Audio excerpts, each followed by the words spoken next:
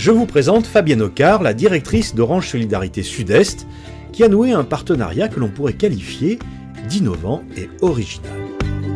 Je vous présente également ses partenaires, Gilles Bertrand et Pierre Vasarely. Mais que font ces gens et en quoi consiste ce partenariat ? Tout d'abord, direction Aix-en-Provence, à la Fondation Vasarely, dont le nom vous dit certainement quelque chose. Ces formes géométriques bicolores vous rappellent peut-être la signature d'un plasticien célèbre qui tout au long de sa vie n'a cessé de combiner, permuter, travailler les tons et les coloris pour signer de son caractère universel ces œuvres qui aujourd'hui étonnent par leur style avant-gardiste au temps où le numérique n'existait pas encore. Vous avez deviné, Victor Vasarely, un célèbre peintre plasticien qui, dans les années de l'après-guerre, a développé sa notoriété en créant des œuvres mondialement connues et reconnues. C'est ce type d'œuvre qui consacra Victor Vasarely, inventeur de l'art optique. C'est Pierre Vasarely, son petit-fils, à la ressemblance frappante avec son grand-père, qui dirige aujourd'hui la Fondation Vasarely. C'est un artiste qui a travaillé tout au long de sa vie pour, encore une fois, donner à voir. C'était une de ses premières maximes, mais également ensuite pour faire descendre l'art dans la rue. Il va souhaiter le faire dans des lieux, dirons-nous, populaires. Des lieux qui permettent justement de faire rentrer l'art dans les couches de la société les plus démunies, parce que ce travail doit être effectivement perçu comme une ouverture sur l'éducation, sur l'art tout court. Fidèle à l'intention de Victor Vasarely, le petit-fils Pierre ne pouvait que prendre le relais de la vision de son grand-père. Et c'est vrai que lorsque Fabienne Ocar est venue me présenter son projet de collaboration avec l'école de la seconde chance, immédiatement j'ai trouvé le discours intéressant, eu égard encore une fois au souhait de Victor Vasarely qui était d'œuvrer dans ce sens et d'apporter au plus grand nombre cette idée de culture, cette idée de collaboration entre le monde de l'éducation et le monde de la culture. Donc c'était une évidence pour moi que d'aller dans ce sens. À l'occasion de ce partenariat, on peut amener dans un lieu artistique hors du commun des jeunes qui, par leur histoire, n'ont sans doute pas facilement accès à l'art. J'avais jamais vu ça avant, donc c'est agréable de voir toutes ces formes-là, comme on peut le travailler en fait. Je pensais pas que c'était, comme j'avais jamais vu ça, je pensais pas que c'était possible, tout simplement. C'est impressionnant, hein ? Ouais, franchement, en plus le monsieur m'a dit que c'était fait à la main et pas par ordinateur, donc c'est encore plus impressionnant de montrer le travail qui peut être produit sans ordinateur. Et de toute manière, ça les tire vers le haut, ça les fait réfléchir à autre chose, surtout quand on connaît la dimension de l'artiste et sa capacité à intégrer dans l'art différentes notions d'architecture, des choses très modernes, très actuelles, qui causent encore aujourd'hui aux oreilles des jeunes. Voilà, donc ça, de toute manière, il y a ce lieu.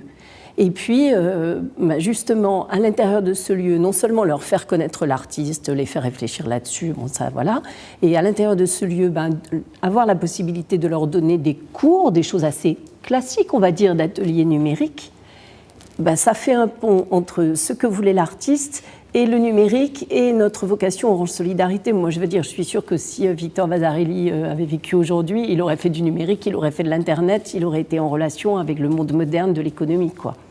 Et ça s'est vraiment fait comme une évidence. En plus, et je pense que c'est très important, on est dans l'humain, on est dans l'humanité, et puis le fait de travailler avec un partenaire comme Pierre Vasarely, c'est juste du bonheur, quoi. Voilà.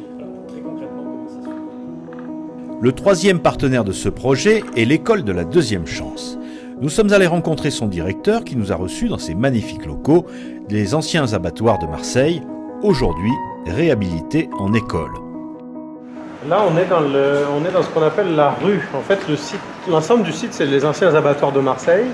Il a été entièrement revu par l'urbanisme de Marseille pour créer un site dans lequel on puisse installer une école. Alors l'école de la deuxième chance de Marseille était la première en France et elle existe depuis 1998. La première école de la deuxième chance qui a été créée donc, par Edith Cresson, donc ça remonte un petit peu.